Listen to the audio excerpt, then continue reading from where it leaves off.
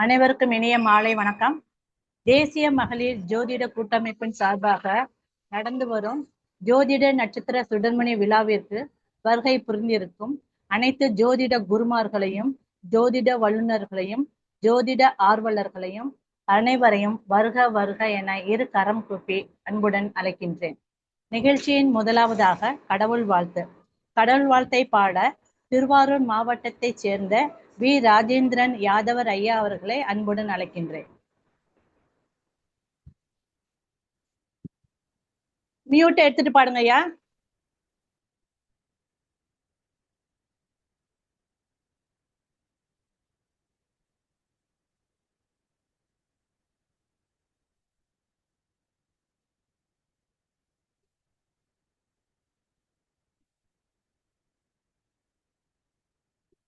Madam உங்களுக்கே mute இருக்குல்ல, கொஞ்சம் மேடம் உங்களுக்கு மியூட் இருக்கு.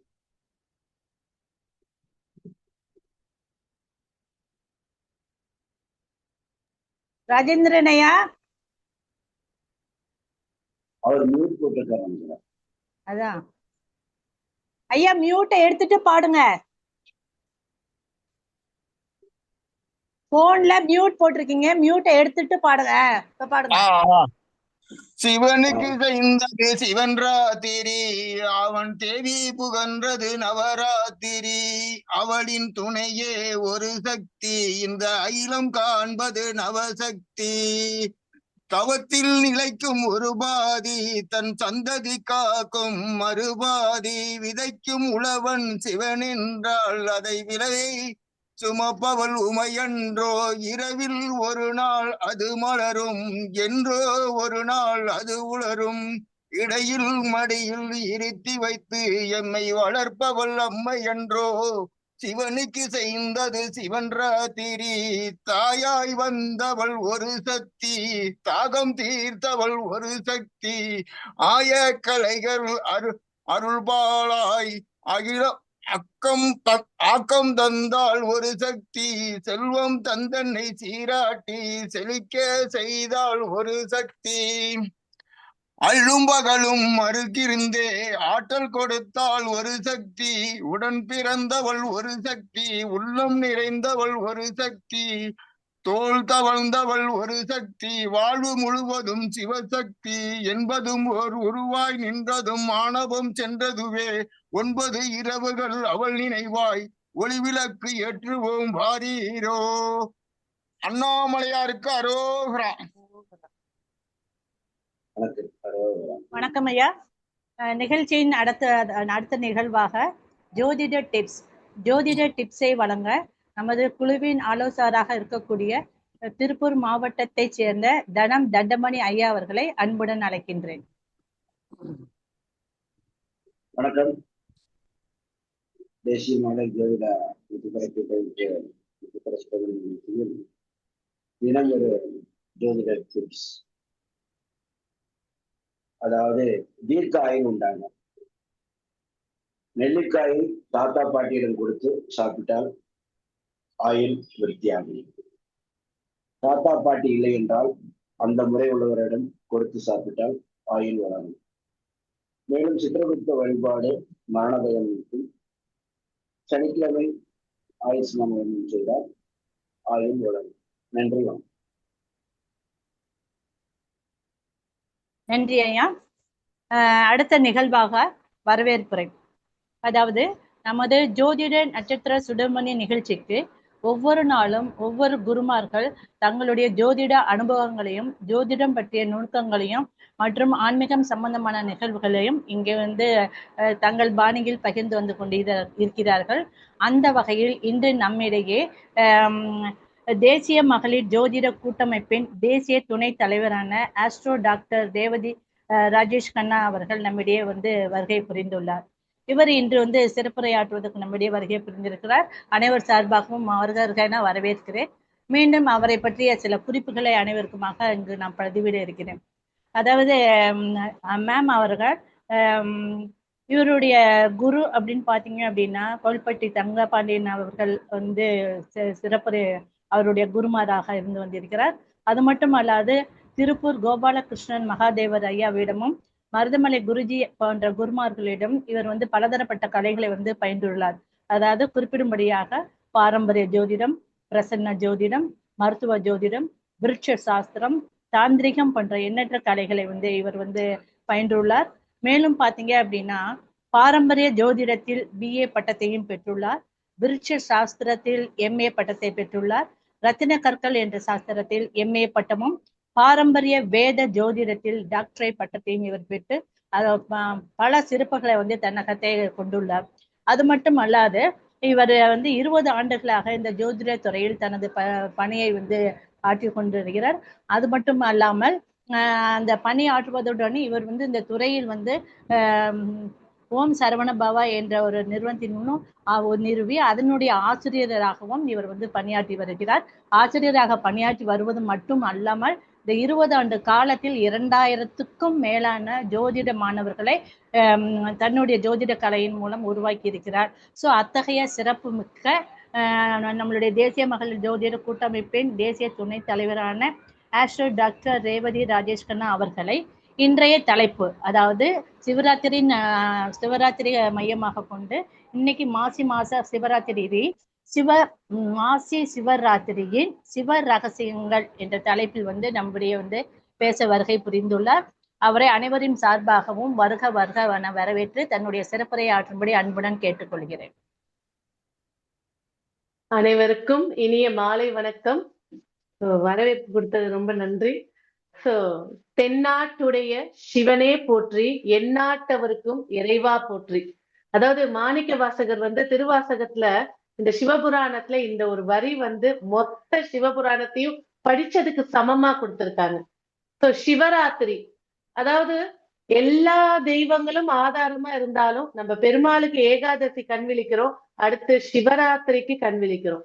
இந்த கண் விழித்தலுடைய விஷயங்கள் என்ன? முதல்ல ஜோதிடத்துறை சார்ந்து ஒரு விஷயம் இதோட விளக்கம் கொடுக்கணும் அப்படின்னு பாத்தீங்கன்னாக்கா, சூரியன் சந்திரன் மிகப்பெரிய ஒளி கிரகங்கள்.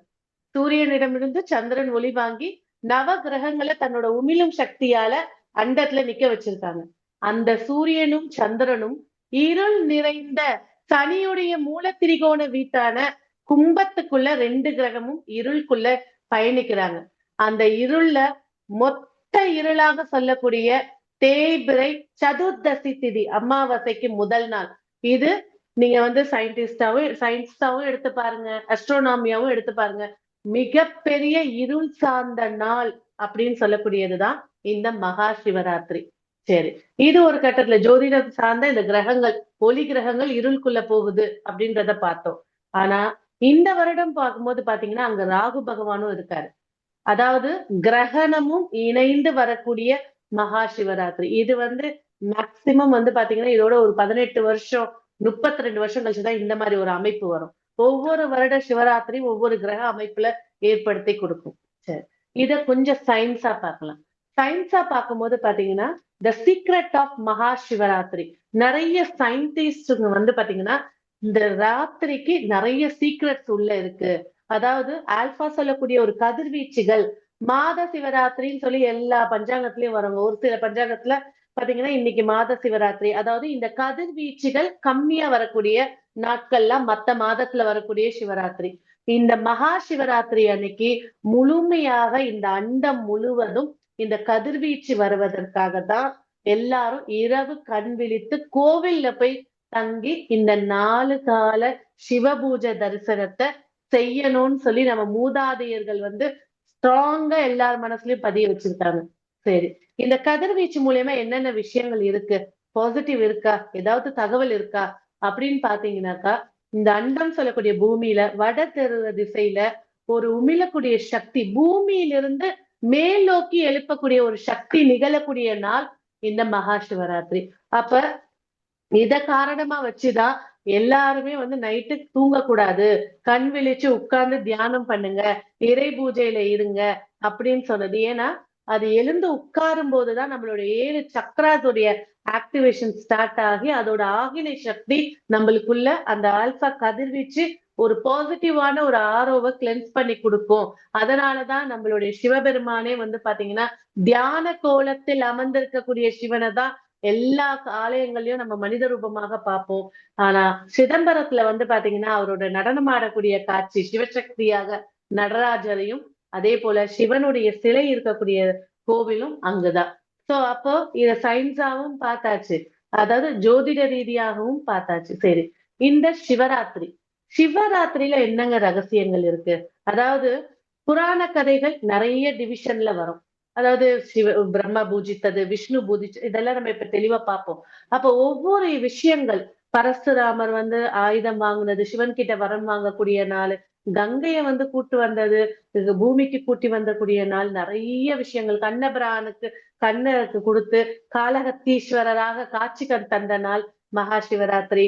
அதை விட மிகப்பெரிய ஒரு ஒரு புராண கதை இதுல இருக்கு. என்றும் 16ன்னு சொல்லக்கூடிய மார்க்கண்டேயரை பாதுகாக்கிறதுக்காக சிவன் ரூபமாக எடுத்து யமனை சம்ஹாரம் செஞ்ச நாள் இந்த மகா சிவராத்திரி.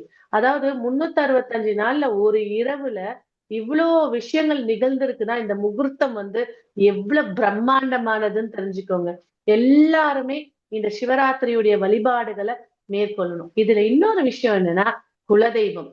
அதாவது ஆஹ் பார்வதி தேவி வந்து பாத்தீங்கன்னாக்கா சசி தேவியாக எடுத்து அவதாரம் எடுத்து, தாட்சாயினியாக அவதாரம் எடுத்து, இந்த ஹோமத்துக்கு கணவரை கூப்பிடல அப்படின்னு சொன்ன உடனே கோபத்தோட போய் தந்தையிடம் வாக்குவாதம் செஞ்சு, அந்த வாக்குவாதம் எடுபடாத நிலையில அக்னிகுண்டத்திலேயே விழுந்து இறந்துடுறாங்க. அந்த சன நேரம் சிவனுடைய உக்கிரத்திலிருந்து வெளிவந்த கணங்கள் தான் குலதெய்வங்கள். முனி, வீரபத்திரர், பத்ரகாளி ஒரு அவதாரம் நிகழ்ந்தது இந்த மகா சிவராத்திரியில. தாட்சாயினி இறக்க சிவனுடைய உடம்பிலிருந்து வந்ததுதான் இந்த கணங்கள்.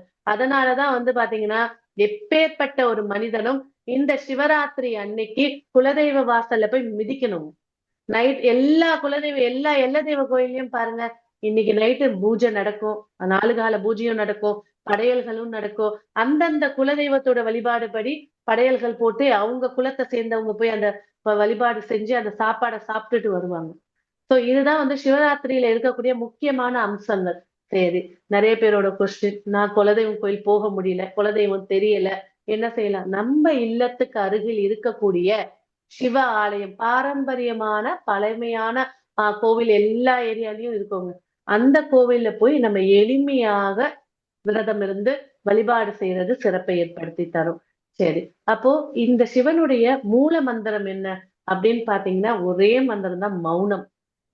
இந்த 4 ஜாம பூஜையில மௌனம்ன்ற ஒரு மந்திரத்தை எடுத்து ஒரு மனிதன் இந்த ஆற்றலையும் சரி, இந்த உமி எழுப்பையும் சரி ஒருத்தர் எடுத்துக்கிட்டாரு அப்படின்னா அவங்களுடைய பாவங்கள் தீர்ந்து புண்ணியங்கள் பெருகி அவங்களோட ஆரோ கிளென்ஸ் ஆகி சிவனுடைய ஐக்கியமாகக்கூடிய ஒரு காட்சி. சிவம்னா நம்மளுடைய மனம் தெளிவு பெற்றா எல்லா இடத்துலயுமே ஜெயிக்கலாம். எந்த இடத்துலயும் போய் நின்று சாதிக்கக்கூடிய வல்லமை கிடைக்கக்கூடியதுதான் இந்த சிவராத்திரி. சரி, இப்ப இந்த சிவராத்திரியில இருக்கக்கூடிய 4 காலங்கள் அப்படின்னு எடுத்தீங்கன்னு வச்சுக்கோங்களேன். அதாவது ஒரு சில ஆலயங்கள்ல 6 கால பூஜை செய்வாங்க. இன்னைக்கு சாயங்காலம் 4:30 மணில இருந்தே ஸ்டார்ட் பண்ணிருப்பாங்க. ஒரு சில பாரம்பரியமான கோவில்கள்ல எல்லாம் வந்து பாத்தீங்கன்னா, பாரம்பரியம் இல்ல, எல்லா கோயிலும் பாரம்பரியம் தான், கொஞ்சம் பழமையான கோவில்கள்ல வந்து பாத்தீங்கன்னாக்கா 4 கால பூஜைகள். அதாவது முதல் கால பூஜை அப்படின்னு எடுக்கும்போது வந்து பாத்தீங்கன்னா பிரம்மன் வந்து சிவனை பூஜித்ததாக ஒரு வரலாறு கொண்டதுதான் இந்த 4 கால பூஜையில முக்கியமான ஒரு அம்சம். சரி, இதை நம்ம ஜாதக ரீதியாவும் சேர்த்து சொல்லணும்ல. அப்போ இந்த பிரம்ம பூஜை அப்படிங்கிறது வந்து பாத்தீங்கன்னாக்கா பிரம்மன் வந்து தனக்கு இந்த ஆக்கக்கூடிய சக்தி நிலவி இருக்கத்துக்கும், சரஸ்வதியை வந்து தனக்கு தேவை வாக்கு சித்தி எல்லாம் கிடைக்கிறதுக்கும் வரம் பெறுவதற்காக இருந்ததுதான் இந்த பிரம்ம பூஜை சொல்லக்கூடிய முதல் கால பூஜை. ஒரு ஆலயங்கள், சில ஆலயங்கள்ல 6:30 மணிக்கு ஸ்டார்ட் பண்ணுவாங்க, சில ஆலயங்கள்ல 6 மணில இருந்து 9 மணி ஒரு ஜாமம் அப்படின்னு எடுத்து, இந்த ஜாமத்துல என்னென்ன விஷயங்கள் செய்வாங்க அப்படின்னு பாத்தீங்கன்னா பாரம்பரிய முறையில எடுக்கும்போது பாத்தீங்கன்னாக்கா இந்த காலத்துல வந்து பாத்தீங்கன்னா முக்கியமா வந்து இறைவனுக்கு பொட்டு வைக்கக்கூடிய ஒரு தாந்திரிக விஷயங்கள் ஏற்படுத்தி கொடுப்பாங்க. அதாவது நம்மளுக்கு பார்க்கும்போது ஒரு சந்தன பொட்டு வச்சிருக்காங்க அப்படின்னு. முதல்ல சிவன் அப்படின்னு சொல்லும் போதே அபிஷேக பிரியர், அலங்கார பிரியர் வந்து விஷ்ணு பகவான், அபிஷேக பிரியர் அப்படின்னு சொல்லும் போது சிவபெருமான் தான்.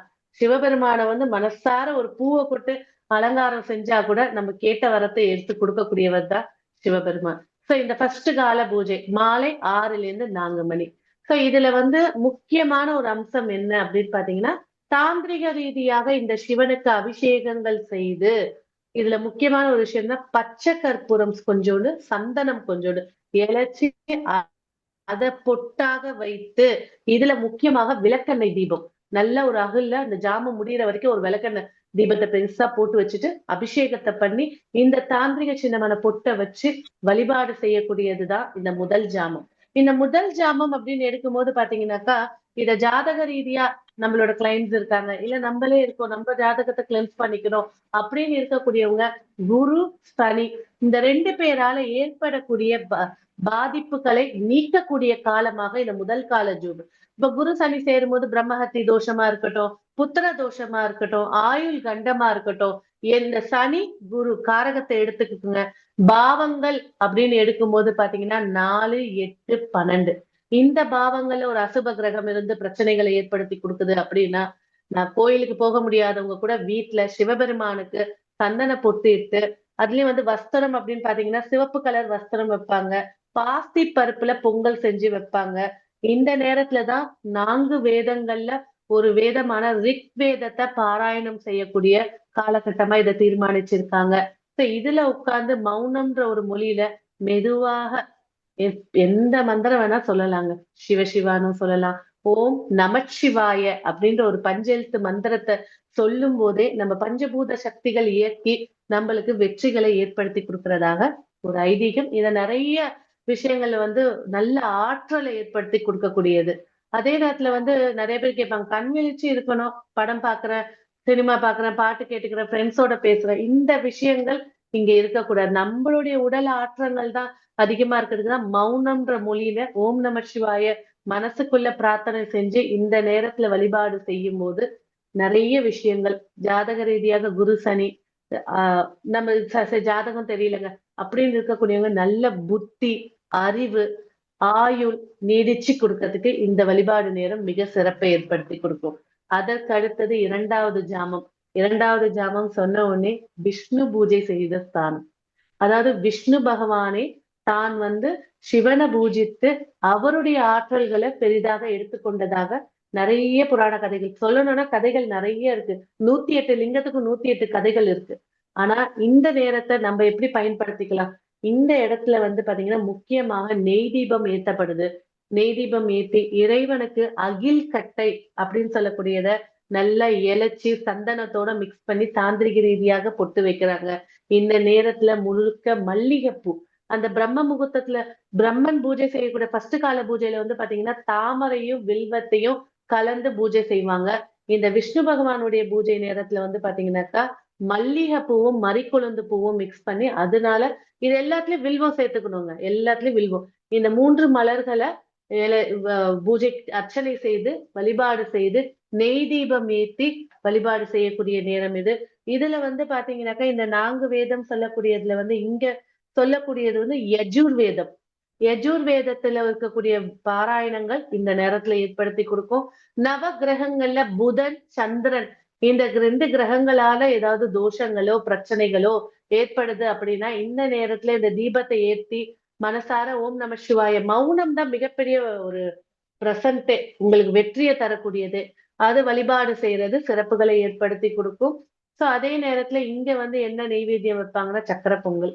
முக்கியமாக சக்கரை பொங்கலை நைவேத்தியமாக வச்சு இறைவனை அலங்காரம் செஞ்சு வழிபட செய்யக்கூடிய நேரம் தான் இந்த நேரம். இங்க வந்து மஞ்சள் பட்டு சாத்துவாங்க, விஷயங்கள் செய்வாங்க. 3வது ஜாமம் மிகப்பெரிய பிரம்மாண்டமான ஒரு ஜாமம். அதாவது சிவசக்தி ஐக்கியம் அப்படின்னே சொல்லலாம். பார்வதி சிவனுக்காக பூஜை செய்யப்பட்ட நேரம் இது. அதாவது இந்த புராண கதைகள்ல ஒரு கதை தான் இந்த மகா சிவராத்திரி அன்னைக்கு சிவபெருமான் மக்கள் உயிர் வாழணும், மக்களை பாதுகாக்கணும்ன்ற ஒரு காரணத்துக்காக விஷம் எடுத்து அருந்தியதாகவும் ஆழகால விஷம் எடுத்து அருந்தியதாகவும் அதை சக்தி போய் கழுத்தை பிடிச்சு நிறுத்தியதாகவும் அது அந்த நிமிஷத்துல தோன்றியவர் தான் நீலகண்டர். அந்த சிவனுடைய அம்சத்துல நீலகண்டன் சொல்லி எடுத்த ஒரு அவதாரமும் அங்கதான். கால பைரவரோ அந்த நேரத்துலதான் அவதரிச்சதாக ஒரு புராண கதைகள் இருக்கு. சோ இந்த நேரத்தை சிவனுடைய ஆற்றலை அதிகப்படுத்திக்கிறதுக்காக பார்வதி தேவி வழிபாடு செய்ய போது தந்த ஒரு காட்சி தான் லிங்கோத்பவர். அதாவது சிவனுடைய அவதாரங்கள் எத்தனை வேணா இருக்கலாங்க. ஆனா இந்த லிங்கோத்பவருடைய அவதாரம் வந்து பாத்தீங்கன்னாக்கா சிவலிங்கத்துக்கு நடுவுல சதுர முட்டை வடிவத்துல உள்ள சிவபெருமான் 8 கரங்களோட விஷ்ணுவும் பிரம்மாவும் வணங்கிய நிலையில இருக்கக்கூடிய காட்சி தான், விஸ்வரூப காட்சி தான் இந்த லிங்கோத்பவர். நீங்க நடராஜர் சிலையில கூட பாத்தீங்கன்னாக்கா சிவனும் சக்தியும் ஐக்கியமாகிதான் இருப்பாங்க. ஆனா சிவன் தனித்து இருக்கக்கூடிய ஒரு சிலை அப்படின்னா இந்த லிங்கோத்பவர். இந்த லிங்கோத்பவருடைய இன்னொரு அவதாரம் தான் வந்து பாத்தீங்கன்னாக்கா திருவண்ணாமலையில இந்த புராண கதையான பிரம்மாவும் விஷ்ணுவும் யார் பெரியவர்கள் சொல்லி சண்டை போட்டுட்டதாகவும், அந்த சண்டையுடைய தீவிரமாக சிவனுடைய முடியையும் பெருமாள் வந்து விஷ்ணு வந்து சிவனுடைய பாதத்தையும் அடியையும் பார்த்துட்டு வான்னு சொல்லும் போது பிரம்மா வந்து தாளம்பூ சிவனுடைய தலையிலிருந்து விழுந்ததாக அதை எடுத்துட்டு வந்து பொய் சொல்லி அந்த அந்த ரூபத்துல அந்த 2 பேருக்கும் அடியையும் முடியையும் காட்டுறதுக்கு தான் அக்னி ரூபமாக இந்த லிங்கோத்வருடைய அவதாரம் அங்கதான் நிகழ்ந்துச்சு. சோ அதனாலதான் வந்து பாத்தீங்கன்னா தாளம்பூ வந்து பொய் சொன்னதாக தான் எல்லா கோவில்கள்லயும் தாளம்பூ சிவனுக்கு அர்ச்சனை செய்ய மாட்டாங்க. ஆனா இந்த சிவராத்திரியில இந்த 3வது ஜாமம் சொல்லக்கூடிய பார்வதியுடைய ஜாமத்துல தாளம்பூவாலதான் அர்ச்சனை செய்வாங்க. இந்த ஒரு நாள் மட்டும்தான் எல்லா சிவாலயங்கள்லயும் 3வது ஜாமத்துல இந்த வழிபாடுகள் ஏற்படும். ஆனா உத்தரகோச மங்கையில 365 நாளும் தாளம்பூ அபிஷேகங்கள் அர்ச்சனைகள்ல இருக்கு. அந்த கோவில் மட்டும் மன்னிப்பு கேட்டு வரம் பெற்றதாக ஒரு புராண கதையும் இருக்கு. அப்போ இந்த காலகட்டத்துல என்னென்ன மாதிரியான வழிபாடுகள் ஏற்படணும்? இங்க வந்து பாத்தீங்கன்னாக்கா முக்கியமா பாடப்பட்ட வேதம் வந்து சாம வேதத்தை இந்த இடத்துல பாடுவாங்க. அதே போல இங்க இருக்கக்கூடிய சிவனுக்கு வந்து வெண்பட்டு சாத்துவாங்க. முக்கியமாக வந்து பாத்தீங்கன்னா கல்கண்டுல அரிசி பொங்கல் செஞ்சு வைக்கக்கூடிய ஒரு நெய்வேத்தியமாக வைப்பாங்க. இங்க இருக்கக்கூடிய சிவனுக்கு வந்து வெள்ளை தாமரையும் வில்வ இலையும் கலந்து அர்ச்சனை செய்வாங்க. சோ இங்க வந்து பாத்தீங்கன்னாக்கா எந்த மாதிரியான கிரக தோஷங்கள் நீங்கும் அப்படி இந்த பூஜையை பார்த்தாலே, இந்த பூஜையில கண் விழிச்சாலே இல்லறம் சார்ந்த அனைத்து பிரச்சனைகளும் நீங்கிடும். விவாகரத்து வரைக்கும் போயிட்டாங்க, பிரிவினையில இருக்காங்க, ஹஸ்பண்ட் ஒய்ஃப்குள்ள அண்டர்ஸ்டாண்டிங் இல்ல, ஒரு குடும்பமா வாழ முடியல, எந்நேரம் தகராறுகள் இருக்கு. இந்த ஜாமத்தில் கண் விழித்து ஒரு வீட்டுல நல்ல இழுப்பெண்ணெய் ஊத்தி தீபம் ஏத்தி வழிபாடுகள் செய்யும் போது, இழுப்பெண்ணெய் வந்து சாதாரண நாட்டுல வீட்கள்ல ஏத்த மாட்டாங்க. இந்த 3வது ஜாமம் மட்டும்தான் ஏத்ததுக்கு அனுமதி. கோவில்கள்ல கண்டிப்பா ஏத்துவாங்க. சோ இந்த இழுப்பெண்ணெயில தீபங்களை ஏத்தி வழிபாடு, அதுவும் வந்து தாமரை தண்டு திரி போட்டு ஏத்துவாங்க. ஏத்தி வழிபாடுகள் செய்யும் போது ஒரு ஜாதகத்தில் சூரியன், செவ்வாய், சுக்கிரன் சார்ந்த தோஷங்கள், கலத்திர தோஷம், திருமண தடைகள், இல்ல செவ்வாய் நிலம் சார்ந்த பிரச்சனைகள், சூரியன் கவர்மெண்ட் சார்ந்த பிரச்சனைகள் எதுவாக இருந்தாலும் அதுலயும் பாவங்கள் சொல்லும் போது 3, 7, 11 இந்த பாவங்கள் அனைத்தும் இயக்கப்பட்டு வெற்றியை ஏற்படுத்தி கொடுக்கறதாக கண்டிப்பா ஜோதிட சாஸ்திரத்துல இத நிறைய ரெமிடிஸாவும் நம்ம கொடுத்திருக்கோம். அடுத்தது 4ஆம் கால பூஜை. அதாவது இந்த உலகத்துல பிறந்த எல்லா உயிரும் சமம் அப்படின்னு சொல்லக்கூடிய ஒரு பூஜை தான் 4ஆம் கால பூஜை. சிவனுடைய ரிஷப ஆருட தரிசனம். அதாவது சிவனுடைய கோலங்கள் கோடிக்கணக்கா இருந்தாலும் அந்த ரிஷப வாகனத்துல அமர்ந்த சிவபெருமான் வந்து மிக பிரம்மாண்டமான ஒரு விஸ்வரூப தரிசனம். இதுல உலகத்துல பிறந்த எல்லா உயிரின ஜீவங்களும் நின்று சிவ தரிசனத்துக்காக காத்து கொண்டிருக்கக்கூடிய ஒரு காலம்தான் இந்த 4வது கால பூஜை. 3 மணியிலிருந்து 6 மணி. அதாவது இதுக்குள்ளதான் பிரம்ம முகூர்த்தமும் அடங்கும். இதுக்குள்ளதான் தேவாதி தேவர்களும் வந்து நிப்பாங்க, எல்லா உயிரினங்களும் வந்து நிற்கும், மனிதர்களும் வந்து நின்னு இந்த காட்சியை பார்க்கறதுக்குன்னே காத்துட்டு இருப்பாங்க. சோ இந்த 4 கால பூஜைகள்ல இந்த 4வது கால பூஜை அப்படின்னு எடுக்கும்போது பாத்தீங்கன்னாக்கா முழுக்க சக்சஸ் தாங்க. அதாவது அதர்வன வேதத்தை பாடக்கூடிய நேரம் இந்த நேரம். இங்க இருக்கக்கூடிய பெருமாளுக்கு, சிவபெருமானுக்கு வெள்ளையும் சிவப்பும் கலந்த பட்டாடை தூட்டுவாங்க. முக்கியமாக இங்க அரிசி கஞ்சதான், பச்சரிசி கஞ்சதான் மெயினா வைப்பாங்க. ஒரு சில இடத்துல வரகு கஞ்சி அத களி மாதிரி கிண்டியும் வைப்பாங்க. ஏன்னா ஒவ்வொரு நெய்வேத்தியத்துக்கும் ஒவ்வொரு அர்த்தங்கள் இருக்கு, ஒவ்வொரு பொருள்கள் இருக்கு. இங்க இருக்கக்கூடிய பெருமாளை முழுசா வில்வத்தால அர்ச்சனை செய்வாங்க. மல்லி மலர்களால அர்ச்சனை செய்வாங்க.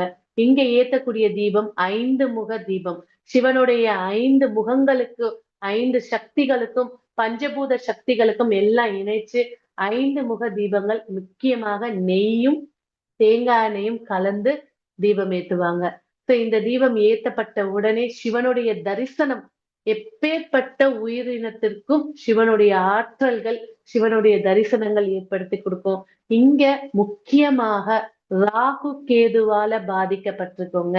கலியுகத்துல வாழக்கூடிய மக்களுக்கு இன்னல்கள், பேராசை, ஆசை, பொறாமை, துரோகம், நம்பிக்கை துரோகம், இது கடன், இது சார்ந்த விஷயத்துல பீடிகை பிடித்து ரொம்ப அவஸ்தையில இருக்கக்கூடியவங்களுக்கு விடுவிக்கிறதுக்காகவே எழுந்தருக்கக்கூடிய காட்சி தான் இந்த ரிஷப வாகன சிவ தரிசனம்.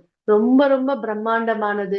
சோ என்னால முழு நாள் முழிச்சிருக்க முடியல. கண்டிப்பாக இந்த 12 மணில இருந்து இந்த 6 மணி, இந்த 2 தரிசனத்தையாவது கண்டிப்பாக ஒரு மனிதன் பார்ப்பது, இல்ல வீட்டுல மௌனமாக உட்காருவது மிக மிக வெற்றியை ஏற்படுத்தி கொடுக்கும். அதே போலதான் இந்த சிவ பூஜையில இருக்கக்கூடிய தாந்திரிகம் அப்படின்னு சொல்லும் போது, ஒவ்வொரு விஷயத்துக்கும் வைக்கக்கூடிய பொட்டுகள், அந்த துணி வஸ்திர கலர்கள் அந்த இடத்துல சேர்க்கும் போது சிறப்புகளை ஏற்படுத்தி கொடுக்கும். கடைசியா பாத்தீங்கன்னா இந்த 4வது கால பூஜையில கொஞ்சோண்டு பச்சை கற்பூரமும் லவங்க பொடியும் சந்தனமும் கலந்து சிவனுக்கு பொட்டாக வைப்பாங்க. இந்த 4 கால பூஜைகளை பத்தி பேசணும்னா நிறைய இருக்கு. நான் உங்களுக்கு ஷார்ட்டா எடுத்து கொடுத்திருக்கேன். அதே போலதான் இந்த இந்தியாவிலேயே பாத்தீங்கன்னாக்கா சிவனுடைய பாதம் படிந்த இடம், பாத தரிசனம் கிடைக்கக்கூடிய இடம் 2 இடங்க. உத்தர கோச மங்கை ராமேஸ்வரத்துல இருக்கு. 2வது திருவண்ணாமலை மலை மேல போனீங்கன்னா இன்னைக்கும் சிவனுடைய பாதம் அங்க இருக்கும். மஞ்சள் சாத்தி அர்ச்சனை செய்வாங்க. அது உண்மையாக பதிக்கப்பட்டதாக எல்லா புராணங்கள்லயும் ஹிஸ்டரியும் இருக்கு. அதே போல இந்த உத்தரகோச மங்கை எடுக்கும் போது பாத்தீங்கன்னாக்கா இங்கதான் பாத்தீங்கன்னாக்கா இந்தியாவிலேயே சிவபெருமானுடைய நடராஜருடைய சிலை மரகத கற்களால செதுக்கப்பட்டு வச்சிருக்காங்க. எல்லா நாளும் சந்தனம் பூசி வச்சிருப்பாங்க. ஆருத்ரா தரிசனம் அன்னைக்கு மட்டும் அந்த சந்தனம் விளக்கப்பட்டு முழு தரிசனமாக கிடைக்கக்கூடிய ஒரு காட்சி. அதுலயும் இந்த உத்தரகோச மங்கையில பாத்தீங்கன்னா இந்த மகா சிவராத்திரிக்கு நைட் 2 மணிக்கு ஸ்டார்ட் பண்ணுவாங்க அபிஷேகம். காலையில 10 மணி வரைக்கும் தொடரும். எல்லா கோவில்கள்லயும் பாத்தீங்கன்னா சிவனுக்கு அபிஷேகம் பண்ணுவாங்க. அலங்காரம் பண்ணதுக்கு அப்புறம் தான் உணவு கொடுப்பாங்க. ஆனா இந்த உத்தரகோச மங்கையில அபிஷேகம் நடந்துட்டு இருக்கும் போதே சிவனுக்கு அவ்வளவு டயர்ட் ஆயிடுறாருன்னு சொல்லி உணவு எடுத்துட்டு சாத்தக்கூடிய ஒரு காட்சி கிடைக்கும். அவ்வளவு பெரிய மிக பிரம்மாண்டமான நாள் தான் இந்த சிவராத்திரி. சிவராத்திரின்னு சொல்லும் போது பஞ்சலிங்கங்கள், அதாவது நம்ம பூமி அப்படின்னு எடுக்கும் போது பஞ்ச தத்துவத்தால இயக்கப்படுறது. அதாவது என்ன? நீர், நிலம், நெருப்பு, காற்று, ஆகாயம். அதுல நீர், நிலம் அப்படின்னு சொல்லும் போது பாத்தீங்கன்னா காஞ்சிபுரத்துல இருக்கக்கூடிய ஏகாந்தபுரீஸ்வரர், நீர் அப்படின்னு பார்க்கும்போது பாத்தீங்கன்னா திருச்சியில இருக்கக்கூடிய திருவனைக்காவல் ஜம்புகேஸ்வரர், அக்னி அப்படின்னு பார்க்கும்போதுங்கன்னா திருவண்ணாமலை அண்ணாமலை ஈஸ்வரர். அதே போல காற்றுன்னு சொல்லும் போது பாத்தீங்கன்னா யானைக்கும் எறும்புக்காக காட்சி அளித்த காளகத்தீஸ்வரர். அதே போல ஆகாய தத்துவம் அப்படின்னு பார்க்கும்போது பாத்தீங்கன்னாக்கா சிதம்பரத்துல இருக்கக்கூடிய சிதம்பர நடராஜர்.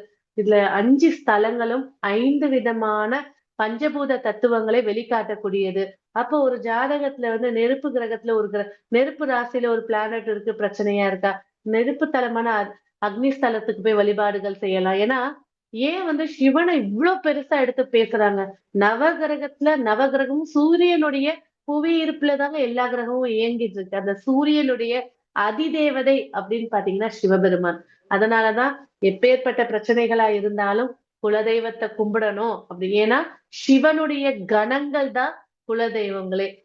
நீங்க பெருமாள் தான் குலதெய்வம், முருகன் தான் குலதெய்வம்னா கண்டிப்பா யாருக்கும் வரமாட்டாங்க. சிவனுடைய கணங்களாக இருக்கக்கூடிய முனி, வீரபத்திரர், பத்ரகாளி, காளிகாம்பாள், பேச்சியம்மன், இந்த மாதிரி இருக்கக்கூடிய எல்லையை காக்கக்கூடிய தெய்வங்கள் தான் குலதெய்வங்களாக வருவாங்க. இன்னைக்கு எல்லாருடைய குலதெய்வ கோவிலையும் 6 மணி பூஜை, 12 மணி உச்சி பூஜை நடக்கும். ஒரு மனிதனாக பிறந்தவன் தன் வாழ்க்கையில எப்பேற்பட்ட கிரக பீடிகையா இருக்கட்டும், எப்பேற்பட்ட கஷ்டமா இருக்கட்டும், அதுல இருந்து விடுவிச்சு வரணும் அப்படின்னு சொன்னீங்கன்னாக்கா ஒரே தீர்வு அப்படிங்கிறது பாத்தீங்கன்னா இந்த நாள், இந்த சிவராத்திரி சொல்லக்கூடிய மகா சிவராத்திரி நாள். இதுல சிவ தரிசனத்தையும் குலதெய்வ தரிசனத்தையும் ஒருத்தர் போய் பார்த்து வழிபாடு செஞ்சிட்டாங்கன்னா என்ன கஷ்டம் என்னங்க எதுவுமே அண்டாது. இதெல்லாம் வந்து சயின்ஸாவும் சரி, ஜாதக ரீதியாவும் சரி ப்ரூஃப் பண்ணப்பட்டது. இதுல நீங்க எந்த சந்தேகமும் எடுக்க தேவையில்ல. சோ நான் வந்து விஷ்ணு கோத்திரத்தை சேர்ந்தவன், சிவனை போய் கும்பிடலாமா? அதுக்குதான் சிவனும் ஹரியும் ஒண்ணுன்னு சொல்லி சங்கரன் கோவில்ல விஷ்ணு சிவனாகவே காட்சி தராரு. இதுல முக்கியமான ஒரு அம்சங்கள் என்ன அப்படின்னு பாத்தீங்கன்னாக்கா, இந்த நாள்ல அப்படின்னு எடுக்கும்போது வில்வத்துக்கு மிக மகிமைங்க. ஏன் வில்வத்துக்கு மகிமை? வில்வம் வந்து பாத்தீங்கன்னா, இது சித்திர நட்சத்திரத்துடைய விருட்சம் வந்து வில்வம்ங்க. இந்த சித்திர நட்சத்திரம் அப்படின்னு எடுக்கும்போது பாத்தீங்கன்னா, கன்னிராசிலையும் துளாராசி ரெண்டுத்துக்கும் நடுவுல இருக்கும் சித்திர நட்சத்திரம். சக்கரத்தாழ்வார் அவதரிச்ச நட்சத்திரம் அப்படின்றது இந்த வில்வம். இந்த வில்வத்துல இருக்கக்கூடிய ஒரு விஷயம் வந்து பாத்தீங்கன்னா, ஒரு ஆணுக்கு ஒரு பெண்ணுக்கும் சரி, உடல்ல எது அமுதமாக சுரக்கக்கூடியதோ அந்த தன்மையை நீடித்து வைக்கக்கூடியதுதான் வில்வத்துடைய இதுங்க. சோ அதனாலதான் வந்து பாத்தீங்கன்னா, இந்த வில்வத்துடைய இலையில ஒருத்தர் அர்ச்சனை செய்யும் போது உங்களுடைய பாவங்கள் நீக்கப்பட்டு புண்ணியங்களை ஏற்பு வெற்றிகளை அமைச்சு கொடுக்கும். இதுக்கு நிறைய புராண கதைகள். ஒரு எலியாக இருந்து, ஒரு குரங்காக இருந்து, ஆஹ் வில்வ இலையை போட்டு அடுத்த ஜென்மத்துல மகாராஜனாக அவதாரம் எடுத்த கதைகள் எல்லாம் நம்மளுக்கு தெரியும். அடுத்தது வந்து பாத்தீங்கன்னா, முக்கியமா இந்த நாள்ல வாசுகி ஆதிசேஷன் மிக வலிமையாக இருக்கக்கூடிய ஒரு நாள். அதாவது இப்ப உள்ள காலகட்டத்துல வந்து பாத்தீங்கன்னா, நிறைய திருமண தடைக்கு ராகு கேது தோஷம், நிறைய விபத்துகள், ஆரோக்கிய கேடு, செய்வன, பில்லி சூனியம், பிரச்சனைகள், மைண்ட் ரீதியாக ஒரு ஸ்ட்ரெஸ், இது எல்லாத்துக்கும் மெயின் பிளானட் என்ன? ராகு கேது. சந்திரன் ராகு, சந்திரன் கேது, லக்னத்துல ராகு, 7ஆம் இடத்துல கேது, 10ல ராகு, தொழில் நல்லா இருக்கான வருமானம் இல்ல. இந்த ராகு கேது பீடிகையில இருக்கக்கூடியவங்க இன்று வணங்க வேண்டிய ஒரு தெய்வம்னா இந்த வாசுகியும் ஆதிசேஷனும். அதாவது அவ்வளவு மிதமிஞ்சி அந்த அமுதத்தை உச்சியில வச்சு நிக்கக்கூடிய ஒரு காட்சி. அதனாலதான் இன்னைக்கு ராகு கேதுக்கு உண்டான பரிகாரங்கள் செஞ்சாலும் சரி, இல்ல இந்த சிவனையே மையமாக வச்சு அந்த ராகு கேது பேரை சொல்லி தீபம் ஏத்தி வச்சு வழிபாடு செஞ்சாலும் சரி, ராகு கேது அமுதமாக மாறுவார்கள். அதுதான் இதுல இருக்கக்கூடிய முக்கிய சீக்ரெட். சோ அதுக்கு மூல மந்திரங்கள்லாம் இருக்கு, தீபம் ஏத்துறதெல்லாம் இருக்கு, வழிபாடுகள்லாம் இருக்கு. ஓகே. ஆனா நான் அதெல்லாம் சொல்லிட்டு இருந்தா நைட்டு சிவராத்திரி என்னுடைய போயிடும். அப்ப என்ன செய்யலாம்? சிவனுடைய மூல மந்திரம் ஓம் நமச்சிவாய, இந்த மந்திரத்தை சொல்லி நீங்க இருக்கிற வீட்டு பக்கத்துல இருக்கக்கூடிய நாக கோவில்களா இருக்கட்டும், நாகத்தம்மன் கோவிலா இருக்கட்டும், புத்து உள்ள கோவிலா இருக்கட்டும், போங்க. உங்க பசங்களுக்கோ இல்ல யாருக்கா ராகு கேதுவால பீடிகை இருக்கா, இன்னைக்கு போய் அந்த நாகப்புத்து கிட்ட நின்று வாசுகி தேவியையும் ஆதிசேஷனையும் மனசார பிரார்த்தனை செய்து அகல் வைத்து நல்லெண்ணெய் ஊத்தி தீபம் ஏத்தி வழிபாடு செய்யறது ராகு கேதுடைய வீரியத்தன்மையை குறைச்சு கொடுக்கும். ஏன்னா அவங்களுடைய புராண கதைகள்ல பார்க்கும்போது பாத்தீங்கன்னாக்கா, இந்த சிவனுடைய வாசுகி கர்வம் கொண்டு சிவன் அடக்கக்கூடிய நாளாகவும் இது இருந்துச்சு. பெருமாள் ஆதிசேஷனுடைய கோபத்தையும் உக்கிரத்தையும் அடக்கிய நாளாக இருந்துச்சு. இந்த நாளை மகா சிவராத்திரியாக்கி இதுல தீபம் ஏற்றி வழிபாடு செய்யும் போது ராகு கேதுடைய பீடிகைகள் குறையறத கண்கூடாக பார்க்கலாம். அதுக்கு அடுத்த விஷயம் அப்படின்னு பாத்தீங்கன்னாக்கா, நம்ம மரகத விஷயத்தை பத்தி பேசிட்டோம். தீபம். சிவராத்திரி அப்படின்னு சொன்னாலே தீபம். நிறைய இடத்துல ஹீலர்ஸ் எல்லாம் இன்னைக்கு தீபம் வழிபாடுகள் செஞ்சிட்டு இருப்பாங்க. சோ இதோட தொடர்ச்சி தான் அடுத்த நாள் மசான கொள்ளை. இன்னைக்கு சிவ தரிசனம்னா நாளைக்கு அம்பாலோட தரிசனம். எப்பேற்பட்ட ஒரு வருடத்துல சிவசக்தியோடைய நடனத்தை நம்ம ஆருத்ரால சந்திச்சோம். அதுக்கு அடுத்து 2 பேருடைய பலத்தை சந்திக்கக்கூடியதுதான் இது. அதாவது இந்த மகா சிவராத்திரியில நீலகண்டராக அவதாரம் எடுத்தாரு, யமனை சம்ஹாரம் பண்ணி மார்க்கண்டேயனாக அவதாரம் எடுத்தாரு. அதே போலதான் அன்னபூரணியாக அவதாரம் எடுத்ததும் இந்த நாள்லதான் அம்பாள். அதாவது சிவனுக்கு அந்த பிரம்மஹத்தி தோஷம் பிடிக்க அந்த நவதானியங்களை சிவலிங்கமாக பிடித்து அந்த தோஷத்தை போக்கி அம்பாள் விஸ்வரூபமாக எடுத்து காளி ரூபமாக எடுத்து காட்டின காட்சி தான் இந்த மசான கொலை. இந்த 2 நாளுமே வந்து மோஸ்ட் பவர்ஃபுல்லான ஒரு நாள். இந்த நாளை சாதாரணமாக எடுக்காம வீட்டுல வழிபாடுகள் செய்யுங்க. உங்களுடைய முறைகள் படி, உங்களுடைய ஆச்சாரப்படி என்னென்ன விஷயங்கள் இருக்கோ. இதுல இன்னொருத்தர் வந்து பாத்தீங்கன்னாக்கா என்னோட ஸ்டூடெண்டாவும் இருப்பாரு, அவர் சிவாச்சாரியார் தான். இந்த நாள்லதான் வரஜா ஹோமம் பண்ணுவாங்க. வரஜா ஹோமம்னா ஒன்னும் பெரிய விஷயங்கள் இல்லைங்க. சுத்தமான பசுவுடைய சாணத்தை எடுத்து அந்த நெல் இது வச்சு நெய் ஊத்தி ஹோமம் இந்த நைட்டு ஃபுல்லா அவங்க சிவாச்சாரியார் உட்கார்ந்து அந்த மந்திரங்கள் ஓதித்து அதுல செய்யப்படக்கூடிய விபூதி தான் வரஜா ஹோமம். அவர் இன்னைக்கும் வந்து பாத்தீங்கன்னா வருடம் கரெக்டா அந்த ஹோமம் பண்ணி அந்த திருநூறு அனுப்பி வைப்பாங்க. நிறைய விஷயங்கள் இருக்கு. இந்த நாள்ல உங்க பூஜை அறையில இருக்கக்கூடிய ஒரு விபூதி, புது பாக்கெட் விபூதி வாங்குங்க. அதுல வில்வத்தோட மிக்ஸ் பண்ணி வச்சு ஒரு தீபத்தை ஏத்துங்க. அந்த விபூதிக்கு ஓம் நமச்சிவாயன்ற மந்திரத்தை கொடுங்க. மிகப்பெரிய ஒரு வெற்றியையும் சக்சஸையும் ஏற்படுத்தி கொடுக்கும். அதுதான் இந்த சிவராத்திரியுடைய மகிமைகள். சோ இந்த நாள்ல ருத்ராட்சம் அணிஞ்சுப்பாங்க, ருத்ராட்சம் தானம் கொடுப்பாங்க. ருத்ராட்சத்திலே வந்து பாத்தீங்கன்னாக்கா 5 முக ருத்ராட்சமும் 9 முக ருத்ராட்சமும் மிகவும் பிரசித்தி பெற்றது இந்த நாள்ல தான். அதுலயும் வந்து ஒரு முகம்லாம் லட்சக்கணக்குல இருக்கு, நிறைய விஷயங்கள் இருக்கு, அது ஏகாதசிக்கு தான்.